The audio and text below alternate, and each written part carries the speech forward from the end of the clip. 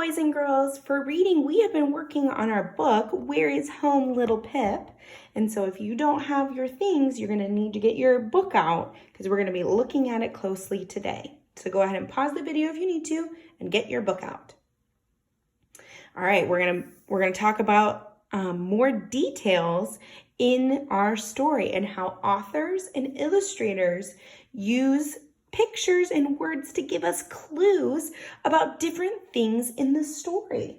And today we're going to be using those clues to answer some questions. Sometimes when you're reading, you go, I wonder about this. And we can use the pictures and the words that the author said to help us answer some questions.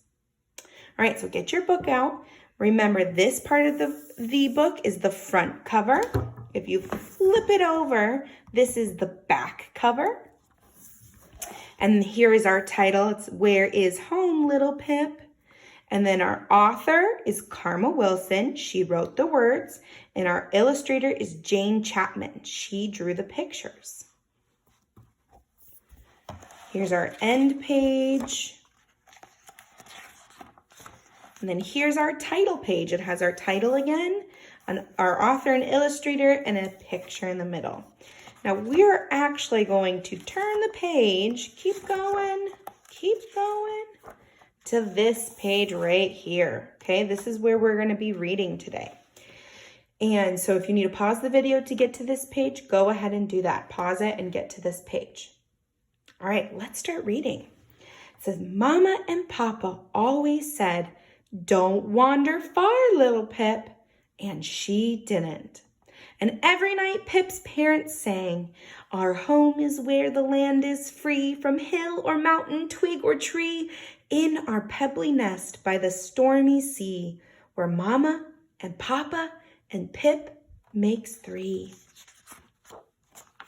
Pip grew. She needed more and more food. Mama and Papa constantly fished to keep up with Pip's belly. They never left her for long and always warned, "Don't wander far, little Pip." And she didn't until ... That means something's gonna happen.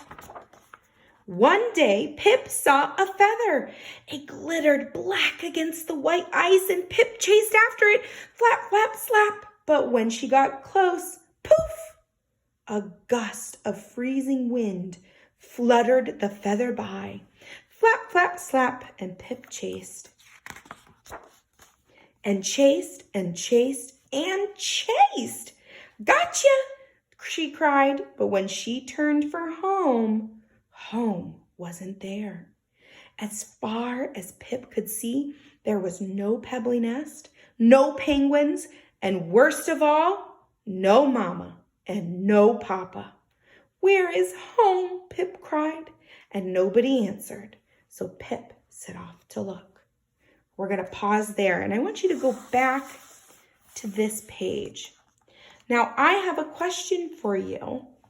And it's, what does Mama and Papa always tell her to do? They said it on this page and they said it on this page. Let me read this page again for you.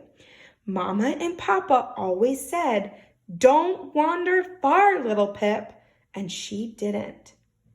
So maybe tell yourself, tell a grown-up, or tell someone who's with you, what does Mama and Papa always tell little Pip? Go ahead and tell them. They always tell her, "Don't wander far." They said it here. Mama and Papa always said, "Don't wander far, little Pip." We use the clues that the author said to tell us to answer the question. They also said it here. "Don't wander far, little Pip." And she didn't.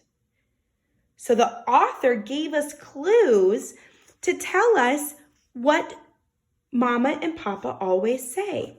Now, I have another question for you, and I actually have a couple questions for you. And this time, I want you to video yourself. So go into Seesaw and video the answers to these questions.